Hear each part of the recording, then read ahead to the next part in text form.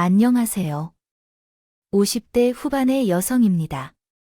얼마 전에는 하나의 달을 결혼했어요. 그러고 나서 그동안 쭉 지내온 시간들이 제 눈앞을 쭉 지나가더라고요. 저희 부모님은 지방의 작은 동네에서 한식당을 하셨어요. 그렇게 넉넉한 환경은 아니었지만 두 분 다 저를 아끼는 마음은 큰 분들이셨어요. 늘 일하느라 바쁘고 피곤하셨을 거라 믿으니 제 것을 먼저 챙겨주셨죠. 그 덕분에 저는 밝고 씩씩하게 자랐던 것 같아요. 돈이 많지 않아도 어디서 기죽지 않고 잘 지냈거든요. 저희 행복한 삶은 대학교 2학년 때 갑자기 끝나버렸어요. 부모님이 친구들과 단풍놀이를 가셨다가 교통사고가 나서 두 분 다 돌아가셨거든요. 갑자기 부모님을 한꺼번에 잃은 저는 학교도 가지 않고 맨날 펑펑 울기만 했어요. 한 달이 넘게 기운을 차리지 못하고 지내자 우리 식당 주방에서 일하던 아주머니가 저를 찾아오셨어요. 평소에 제가 이모라고 부르며 잘 따르던 분이었어요. 성야 많이 힘든 거 이 모두 잘 알아. 그렇게 좋은 부모님이 갑자기 세상에 가셨다. 우스하겠어. 근데 너희로 고만 있으면 내내 엄마 아빠 편안히 눈 못 감는다. 내가 이렇게 방에서 우리만 울고 있는 걸 좋아한다. 시계 썩 산 사람은 살아야지. 내일부터 식당에 오셔서 밥을 먹으세요. 한동안 문을 닫았던 식당을 다시 여셨어요. 워낙 오랜 시간 저희와 함께 일해오셨기 때문에 부모님도 무엇이든 믿고 맡기는 분이셔서 열쇠도 각 비침해 드셨어요. 저는 부모님이 편히 계실 수 없을 것 같아서 걱정돼서 무거운 몸을 겨우 일으켜 식당에 갔어요. 이모님은 제가 좋아하는 순두부 찌개를 끓여주셨어요. 성인에만 좋으시다면 이모님은 같이 식당을 하고 싶어 하셔서 내 부모님이 평생 헌신하신 만큼 고생하시며 이루어내신 것이 많아서 이대로 그만두기는 너무 아까워하시는 것 같아요.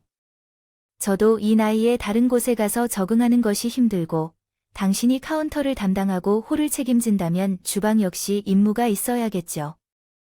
할게. 나도 하고 싶어, 이모. 근데 모르는 것도 많고 내가 잘할 수 있을지 걱정도 돼. 안 해봤으니까 그런 거지. 하다 보면 다 알게 돼. 이모가 도와줄게. 너무 겁먹지 말고 시작해봐. 어차피 지금 허락했다며 그동안만이라도 해보자. 이모 말씀대로 저는 부모님이 돌아가신 후 아무것도 하기 싫어서 학교도 휴학하고 아무것도 안 하고 지내고 있었어요. 이모가 하는 말에 용기를 내어 그날 홀 청소를 하고 식기와 조리기구도 전부 설거지를 했어요. 그리고 다음날 새벽에 일찍 일어나서 이모와 함께 큰 시장에 가서 그날 장사할 재료들을 샀어요. 원래 차로 실어다가 재료를 되어주는 곳들이 있다는데 그때는 바로 필요해서 급하게 샀어요. 이모와 함께 야채들을 다듬고 고기들도 베어 준비를 하는데 처음 하는 일들이 어려웠어요.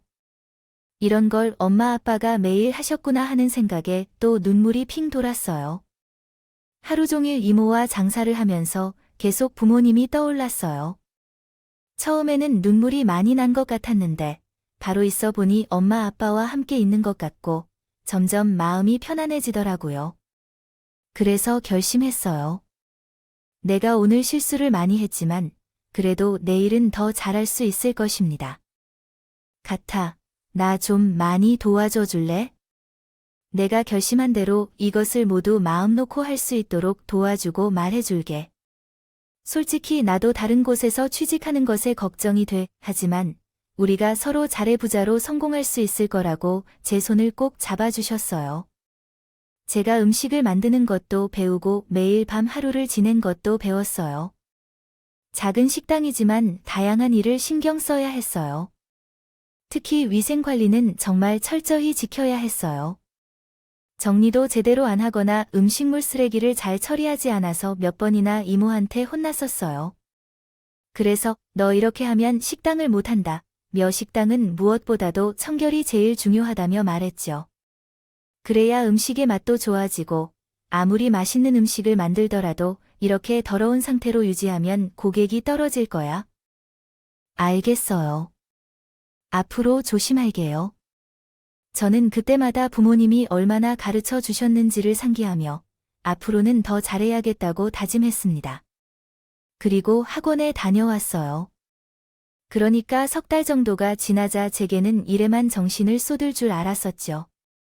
음식 만드는 것이 재미있었고 이모가 시키지 않아도 혼자서 밤새 반찬을 만들고 요리를 개발해 보았어요. 몇 가지는 맛이 괜찮았고 손님들의 반응은 그리 좋지 않은 것들도 있었죠. 그래서 그때마다 레시피를 바꿔가며 다시 만들어 보기도 했어요. 어느 날 집을 대청소하다가 안방 장롱을 정리하게 되었어요. 그러다가 장롱 안을 정리하다가 큰 상자를 여러 입을 쓸어 올린 껍질들을 하나씩 꺼내더니 그 속에서 루트가 몇 개 나왔답니다. 그것들을 보니까 엄마가 적어둔 레시피들이 있었어요. 특히 국물 맛을 내는 방법들이 자세히 나와 있더라고요. 엄마가 이렇게 많이 연구해서 음식을 만들었다니. 그러니까 손님들이 점점 많아져 찌찌한 그 노트를 보며 또 한 번 눈시울을 붉혔어요. 엄마의 레시피대로 밤새 연습해서 회장 국물을 만들었더니 정말 엄마 생전에 먹어봤던 국물 맛이 비슷하게 나왔어요. 단골 손님들도 예전 맛이 돌아왔다며 아주 좋아했어요. 이 모두 많이 칭찬해 주었어요. 역시 내가 엄마를 닮은 딸이다. 그렇게 열심히 하더니 이제 잘 아무래 정말 맛있어. 엄마는 비밀 레시피를 이모에게 알려주지 않고 직접 다만 드셨던 것 같아요. 저도 당장은 이모에게 말하지 않았습니다. 혼자 더 연습해야겠다고 생각했어요. 어깨에 괜히 부담 드릴 수도 있으니까요. 그렇게 식당에서 일을 하다 보니 복학할 때가 다가왔어요. 학교에 가야 할지 고민이 되더라고요. 이미 식당 일에 적응이 잘 되었는데 학교 다니면서 일을 못할 것 같아서 깨끗이 다 잊어버릴 것 같았거든요. 결국 천인 학교를 그만두고 식당 일을 전념하기로 했어요. 부모님 돌아가시고 축 처져 있는 모습이 안쓰러워서 대학에 가서 일을 해보자고 한 건데 내가 막 식당을 잘 한다니까 내가 괜히 끌어들인 것 같아서 미안한 마음이에요. 아니에요, 이모. 이 일은 제 성향에 잘 맞는 것 같아요. 솔직히 학교 공부는 그렇게 좋진 않았고 재미도 없었는데 취직하려고 해도 힘들었어요. 내 부모님은 이 정도로의 기반을 마련해 놓으셨지만 제가 잘 하고 싶어서 하는 것이에요. 그래서 그랬더니 모두가 찬성해 주셨어요. 제 마음을 굳게 먹고 열심히 해보니까 손님들이 점점 늘었어요. 약 3년 정도의 시간이 걸렸지만 부모님의 식당을 지켜내게 된 것이 기쁘네요. 근처에 있는 작은 회사와 점심 식사 계약도 하게 됐고 제가 소속된 아이먼홀 서비스팀과 주방 직원을 추가로 뽑았어요. 그럼에도 불구하고 바빠서 가끔은 아르바이트도 소집해야 해요. 그동안 노력한 것마다 보상을 받는 기분이었어요. 그 무렵에 저는 그 회사에 다니는 사람과 사귀게 되었어요. 나이도 젊은데 힘든 일도 씩씩하게 하는 모습에 반했는데 성희 씨는 마음도 참 넓은 것 같아요. 결혼하고 싶어요. 부모님이 돌아가신 후 외로웠던 제게 그 사람은 청혼을 했고 저도 더 이상 혼자가 되고 싶지 않아서 좋다고 했어요. 이모는 잘 됐다며 축하를 해주셨고 혼자보다 둘이 훨씬 나을 거라니네 부모님도 좋아하시고 믿었어요. 나도 항상 내가 외로운 게 안 됐는데 이제 마음이 편안해졌어요. 고마워 이모. 잘 살게. 결혼하고 식당도 더 열심히 할 거야. 앞으로도 많이 도와주고 싶다. 며 이모와 손을 꼭 잡고 쓰며 말했어요. 남자의 어머니는 깐깐하게 보이셔서 첫인상이 좋은 편은 아니었어요. 그래도 따로 살 거니까 크게 부딪히는 일 없이 살 수 있을 거라고 생각했죠. 하지만 제 예상은 크게 벗어나고 말았어요. 결혼 후 우리 식당에 온 적 없는 시어머니는 태도가 완전히 변했어요. 회사란 계약한 식당을 한다길래 중급차는 된 줄 알았는데 이건 그냥 동네 밥집 수준이잖아. 그러면서 그렇게 거만하게 말씀하시더라고요. 어머니, 제가 언제 거만하게 그렇다고 그러셨어요? 혹시 그렇게 느꼈다면 죄송해요. 전혀 그런 의도는 없었어요. 게다가 우리 식당은 잡지에 소개된 적도 있고 단골 손님들도 많아 맛집으로 소개되기도 했어요. 우리 부모님은 생전에 고생 많이 하셨는데요. 놓으십시오. 그렇게 말씀 안 하시지 않으셔야 좋겠어요. 당신은 아직도 나를 가르치려고 하며 도와주려는 마음이 아니라고. 지나가던 케이스가 야단스러운 경우도 있습니다. 난 얼마나 대단한 일을 해낸 줄 알았는데 그저 시장 음식점을 운영하는 것뿐이군요. 일이 왜 이렇게 됐을까? 진짜 대학을 졸업하지 않았다고 공개했을 때 인지해 줬어야 했을 텐데 부끄러워서 고개도 들지 못하고 다니는 나뿐이야. 그분은 저한테 속상한 것처럼 팔뚝을 휘두르며 말했어요. 남편조차도 제 속마음을 이해하지 못하고 있네요. 솔직히 말해서 그 음식점은 약간 오래되었고 냄새가 나요. 그래서 이번에 아예 개조하고 더 깨끗하게 맞춰볼까요? 아니면 하나님의 뜻대로 이사를 갈아탈까요? 식당에 무조건 없다는 이야기는 하지 마세요. 우리 식당의 냄새는 지금까지 요리했던 음식들의 향기가 배어 있어서 맛있는 향이라고 해야죠. 배상을 받는 게 아니에요. 당신도 우리 식당의 향기를 좋다고 했잖아요. 아무리 좋아도 깔끔함도 중요하지 않겠어요. 사람들은 더 깔끔하게 보이는 것을 더 중요하게 생각하죠. 나 엄마도 아내도 그렇고 또한 넓고 새 것 같으면 더 좋게 받지 않을까요? 돈을 받는 거라니 어떤 말이에요? 누가 식당 8개를 한다고 했나요? 농담으로라도 하는 게 아니라고요. 우리 부모님께서 저에게 남겨주신 소중한 유산이라고 하잖아요. 그냥 그런 말이라는 건데 왜 그렇게 과도하게 반응하시나요? 그러면 거만하다는 인상을 주게 돼요. 술을 듣고 있어. 무슨 말을 했는지 말하셨어요? 내가 거만하다고 해서 맞는 말을 하는 게 거만한 거예요. 그렇대요. 그렇게 대단한 식당인데 왜 말도 못하게 하고 엄마가 그런 말을 한 게 절대 아닌 거려. 그런 작은 일로 목을 뻣뻣하게 세운 과거를 고치라는 건데요. 그리고 우리 남편과 신혼 때부터 싸우게 되었고 시간이 지나면서 오히려 더 나아질 리 없이 더 심해졌어요. 남편은 언제나 내 편이라며 말을 해야만 하는 것 같았죠. 그분은 제 성격을 제대로 모르신 분이에요. 결혼 전에 내게 마음이 넓고 일하는 게 모습도 보기 좋다면서 그런 사람은 존재하지 않아요. 마음에 안 드는 일만 하며 사소한 일에 짜증을 내며 삽니다. 너, 우리 엄마가 남편 없이 혼자 있다고 무시하는 거지. 그렇지 않은데 이렇게 말을 안 듣는 게 있어. 내가 왜 어머니를 무시해? 나도 부모님께서 돌아가셔서 쉽고 없는 사람 마음이 잘 이해되는데. 또 내가 어떤 말을 안 들었다는 거야? 그럼 식당을 왜 안 고치느냐? 엄마가 불러도 왜 제때 안 가는데? 집에서 살림만 하는 게 아니잖아. 어머니가 식당을 바쁘게 하는 것을 생각 안 하시고 자꾸 부르니까 나도 잘 못 가는 거야. 그래도 일주일에 2번은 꾸준히 가잖아. 야, 그 정도 안 가는 사람이 어디 있냐고? 진짜 갈수록 유세하네. 만들어주기 힘들어서 못 봐주겠어요. 싸우면서도 1년이 넘도록 지냈어요. 요즘에는 점점 남편과 사이가 멀어지고 남편이 이상한 소리를 하면 집에 있기 싫어서 식당에서 자는 날이 많아졌어요. 계란일이 반복되다 보니 결혼 생활이 좋지 않다는 걸 어느 정도 눈치챘어요. 시어머니에 대해서는 물어보지 않았어요. 그러던 중 시어머니 생신이 돌아왔어요. 시어머니는 시댁에 와서 잔치 음식을 만들라고 했지만 저는 그럴 시간이 없어서 식당에서 반찬을 만들 때 일부러 잡채며 산적이며 생일상에 내놓을 음식들로 해서 다른 것들과 함께 시댁에 가져가려고 준비했어요. 이러한 일들이 다 시어머니 생신 준비 때문이라는 거예요. 고급 떡집에서 떡을 맞춰 보내주셨어요. 음식들이 많아서 택시를 잡아서 시댁에 가려고 했는데 갔더니 이미 손님들이 와서 거실에 앉아 있었어요. 샤머니는 제가 가져온 음식들을 보더니 안색이 흑빛이 되는 것 같더니 화를 냈어요. 야, 너는 내 손님들이 그렇게 웃어 보인 이오지에서 동네 밥집 음식을 내 생일상에 올리라고 가져와 얘가 진짜 사람 알기를 멀리 하는 거야 하더니 제가 가져온 음식들을 통째로 마당에 다 쏟아 버리더라고요.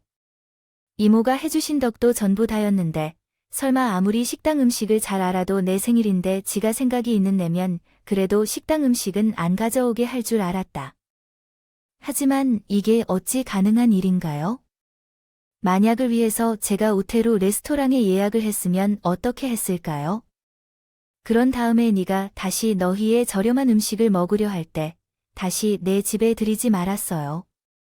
그러나 이내 너를 대문 밖으로 밀어내고 문을 닫아버린 거였어요. 너무 충격을 받아서 몸이 덜덜 떨면서 식당으로 돌아왔어요. 아무 말 없이 뒷방에 들어간 후 이모가 저를 쫓아와서 이불을 펴서 눕혀주신 거예요. 그래서 일이 어지러워 얼굴이 창백해졌는지 왜 이렇게 떨고 있는지 물었어요. 그때야 제가 통곡하며 울기 시작했고 제 이야기를 다 들은 이모는 너무 어이없다며 분해서 어떻게 해야 할지 모르겠다고 했어요. 세상에는 어떻게 크로스가 있길래 그렇게 많은 음식을 얼마나 정성껏 준비한 걸까요? 싸구려 음식들이라 생각했던 사람들이 저렇게 대단한 사람들이라고 하는 이 다니엘 상황에는 제가 혹시 끼어들면 오지랖인 걸까 봐 가만히 있었지만 정말 미안합니다. 이런 일이 있었다면 미리 말해줬어야 했는데요. 이제부터는 날 진짜 이모로 생각하고 뭐든 털어놓고 기대해도 괜찮아요. 너 그런 걸 참으면 나중에 평화롭지 못할 거야. 알겠지? 라며 제 등을 토닥여주고 나는 물을 끌어안고 펑펑 울었어요. 그날부터 저와 남편은 별거를 결정했어요. 마음에는 당장 떠나고 싶었지만 그래도 시간이 지나면 된다고 되었어요. 나아지지 않을까 하며 희망을 버리지 못했습니다. 남편과 시어머니가 저에게 냉랭했지만 이야기는 하지 않았어요. 그들도 나쁘게 끝내는 것을 원하지 않을 것 같아서 그렇게 생각했어요. 하지만 별과 중으로 임신 사실을 알게 되었고 남편에게 이야기했지만 아무런 반응이 없었어요. 오히려 제가 그의 엄마에게 사과하지 않아서 뭐라고만 하더군요. 당신이 우리 엄마 앞에서 무릎 꿇고 싹싹 빌어도 모자라. 임신했는데 보약이라도 갖다 바치라고 골을 꼬아 놓은 신세는 풀리지 않았고 더는 남편과 얘기하고 싶지 않았습니다. 하지만 아이가 태어날 때 아비가 이러한 상황에서 나눠지면 아이에게 나쁜 영향을 주는 것 같아서 쉽게 결정할 수 없었어요. 저는 남편이나 시어머니한테 축하 인사 한마디도 못 듣고 모든 것을 혼자 짊어지게 되었어요. 그리고 새벽에 진통이 시작되었을 때 겨우 이모에게 전화를 걸어 택시를 타고 혼자 병원에 도착해야 했어요. 이모가 분만실 밖에서 기다리는 동안 저는 10시간 넘는 진통 끝에 아름다운 딸을 출산하게 되었어요. 남편이나 시어머니는 얼굴도 보여주지 않았어요. 이모가 전화를 해도 바쁘다고만 했다는 게 실정이었어요. 그 결과 저는 점점 인내심의 한계를 느끼게 되었어요. 나한테 친정 부모가 살아있었다 하더라도 그럴 수 있었을까? 그런 생각까지 했어요. 이모가 잠깐 식당에 간 사이에 제가 잠이 들었을 때였어요. 누군가 저를 심하게 흔들어 깨워서 눈을 뜨니 시어머니와 남편이 있더군요. 저는 늦게라도 와서 아이를 보려 해야겠죠. 나는 지각한 것 같았네요. 당신, 이제 정신 좀 차려. 무슨 일로 그렇게 자? 우리가 좋은 소식을 가져왔어요. 좋은 소식이라니, 그게 무슨 소리예요? 내 식당이 이 방송에서 전국 숨은 맛집으로 뽑혀서 너무 올랐어요. 아까 신문을 보고 알았어, 라고 시어머니가 말했어요. 저는 가만히 있었어요. 사실, 저는 미리 알고 있는 일이었어요. 신문기자가 취재하러 왔었고, 며칠 전에 기사가 나갈 거라고 알려줬었거든요. 그런데 시어머니가 아주 기가 막힌 말을 하더군요. 그 식당 말이야. 앞으로 더 키워야 하지 않겠니? 그러니까 식당 명의를 나랑 우리 성준이 이름으로 하자. 너는 아무리 봐도 경우에는 소질이 없는 것 같아서 말이야. 지금이 화가 커질 수 있는 기회인데 너 어느 이대를 유지만 하려 들거 아냐? 지금 그게 무슨 소리예요? 제 식당을 우리 엄마 아빠 식당을 왜 당신들이 이름으로 해요? 저는 손이 부들부들 떨렸고 너무 화가 나서 막 씩씩거렸다 썼어요. 당신 지금 이게 무슨 태도야? 우리 다 잘 되어 보자고 하는 건데 당신들이라니. 애를 낳았어도 여전하고 많아. 당신들이 인간이야. 그럼요. 자기 딸이 고소녀인데 얼굴을 한번 보겠다는 말을 하지 않고 우리 식당 음식을 싸구려로 말하는 사람이 누구인가요? 하지만 이제 와서 명의가 어쩌고 하는 말은 왜 하나요? 당장 나가거나 경찰을 부르기 전에 빨리 가세요. 제가 큰 소리를 지르며 울어가면서 논란이 된 간호사들이 나를 지키고 있어요. 지금 3시에 무슨 일로 오신 건가요? 이런 식으로 하지 말고 나가주세요. 한이 간호사 언니가 예어머니의 성격 때문에 이러신 건데 시험 아니고 남편도 아니시고요. 당장 나가주세요. 경찰을 부르실 거라면 부르세요. 간호사들의 시어머니와 남편을 억지로 내보냈고 나중에 오목한 이야기를 듣고 분노해서 어떡할 줄 모르겠었어요. 성향 이혼해 그딴 집하고 상종을 하지 말자. 내가 너를 데리고 살 테니 애도 내가 키울 테니 걱정 마세요. 무기 막내 이모가 없었으면 정말 죽었을 거야. 고마워. 정말로. 죽기 뭘 주고 어디가 뭐를 잘못했다고 열심히 사는 것밖에 없는데 허지처럼 되먹지 못한 인간들이 다 있어요 정말. 그래서 저는 아이를 낳고 하고 남편과 이혼을 하게 되었어요. 남편과 시어머니는 죽어도 이혼을 못 해주겠다며 버텼어요. 이모가 그 회사를 그만둔 사람에게 들었을 때 남편은 처음부터 우리 식당의 성공을 알아보고 눈독을 들였다고 합니다. 그래서 결혼도 제안했지만 제 식당의 수입이 생각보다 많지 않다는 것을 알고 둘의 태도가 변한 것이었습니다. 그러다가 식당이 알려지자 자기들이 이름으로 운영하겠다고 했습니다. 남이 평생 만들어 놓은 것을 아무 노력 없이 가지려고 한 것이 어떻게 생각해도 기가 찰 노릇이죠. 그래서 저와 이모는 그런 증거를 모아 소송을 하겠다고 했고 시댁에서는 그렇게 된 것에 대해 이혼을 하겠다고 했습니다. 저는 딸을 키우면서 더 바쁘게 되었습니다. 저희 식당은 시간이 지남에 따라 정말 대박을 치게 되었어요. 저녁 메뉴로 시작한 닭갈비 정식과 곱창 볶음 정식이 엄청난 인기를 끌고 있답니다. 저와 이모는 최근에 옆 가게를 확장하고 리모델링했어요. 식당이 잘 되더라도 저희는 자리를 옮기고 싶지 않았어요. 이곳은 엄마와 아빠가 손수 일꾼 곳이라서 떠나는 것이 마음에 들지 않았거든요. 그래서 대신 시내에 또 다른 지점을 열기로 하고 이모를 거기 사장으로 옮겨왔어요. 성희야, 내가 한 게 뭐가 있길래 너한테 이렇게 큰 가게를 물려줄 수 있는지 어떻게 난 됐을까? 여기 주방이 편해서 그래. 그러지 말고 내 이름으로 잘해. 이모가 아니었다면 이런 일을 할 수도 없었을 텐데. 그렇지 않아요. 항상 어려움이 있을 때 나를 지탱하던 사람이 나도 그 정도를 못하다니. 그리고 우리 가족이니까 이모네가 정말 무슨 일을 도와주려고 하면 이모는 고마워한다며 눈물을 흘렸어요. 오히려 내가 더 감사해야 하는데 그랬어요. 그리고 시간이 흐르다가 딸이 초등학교 3학년쯤 되던 때 식당을 열고 밖으로 나가니 누군가가 제 식당 앞에 서 있었어요. 바로 샤머니였죠. 제 어머니는 궁세키 복장을 하고 저한테로 다가와 달려왔어요. 그러면서 저를 우리 식당 직원으로 고용하고 싶다는 거였어요. 하지만 제가 싫었어요. 진짜 뻔뻔한 분이세요. 어떻게 우리 식당에서 일하게 해주세요 라는 말이 나오시나요? 네, 그렇지만 그렇게 말하지 않을게요. 당신의 식당이 잘 되어서 직원을 추가 채용한다 고 말했다며 나는 카운터에 자신이 있어. 여기 보세요. 할머니가 설거지도 도와줄까요? 라는 말가엔 카운터 하시나요? 똑같은 도둑놈 심보를 가진 사람에게 카운터를 맡기라는 게 뭔가요? 진짜 웃기는 사람이네. 돌아가세요.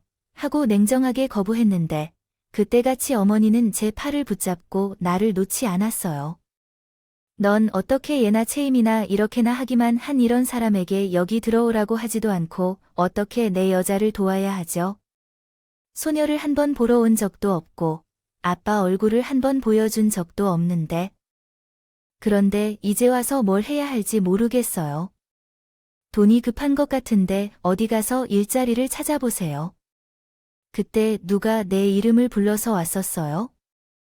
여보, 무슨 일인데요? 그 말에 시어머니는 놀라서 저에게로 달려왔어요.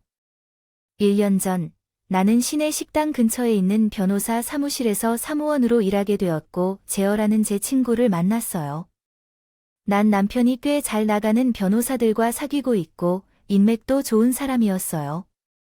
샤머는 그런 남편을 보며 정말 미안했다. 잘못했어요. 우리 아들 성준이 속아서 사업을 한다고 해서 모든 재산을 날렸는데 이제는 어떻게 해야 할지 모르겠어서 골치가 심해요. 이렇게 부탁할 테니까요. 아파했거든요. 우리 좀 도와줬다고 하고 남편은 8시간짜리 여행이라며. 뭐라고요? 제가 얘기를 들었습니다. 어떻게 된 일인지 알고 싶지 않으세요? 이 사람에게 그런 행동을 받은 상황에서 이게 옳은 일인가요? 이 사람을 법으로 책망해야 할지도 모르겠어요. 위자료도 받을 수 없다고 하던데 그 부분을 어떻게 처리할 것인가요? 시어머니는 결국 어쩔 수 없이 돌아갔더라고요. 저는 냉정하게 생각해도 그런 사람들로부터 받은 보복 같은 느낌이 들어요. 예전 일을 되새기면서 화가 나고 그냥 묻어버리고 싶은 생각만 들어요. 결국 남편과 시어머니는 멀리 떨어진 시골로 이사를 갔다고 하던데 그 뒤로는 소식을 하나도 안 들었습니다. 우리 딸은 부모님의 호적에 올려져서 잘 자랐고 결혼식장에 남편과 함께 들어가는 모습을 보니 과거 일들이 떠올랐습니다. 눈물이 나기도 했지만 하지만 열심히 살아온 끝에 모든 것이 안정하게 해결된 것 같아요. 삶은 아무도 모르는 것이라는데 제가 무시하지 않고 성실하게 살아왔기 때문에 보상을 받게 된 것 같아요. 육체적 욕심은 내려놓고 항상 마음의 세계를 중시하며 주변을 배려하는 삶을 살아야겠습니다. 제 이야기는 여기까지 하겠습니다. 긴 이야기를 들어주셔서 감사드리며 힘든 날이더라도 좋은 일만 가득할 것이라 믿습니다. 모두 건강하시고 여러분의 응원과 현명한 조언을 댓글로 남겨주시면 감사하겠습니다. 좋아요와 구독은 저에게 큰 힘이 됩니다.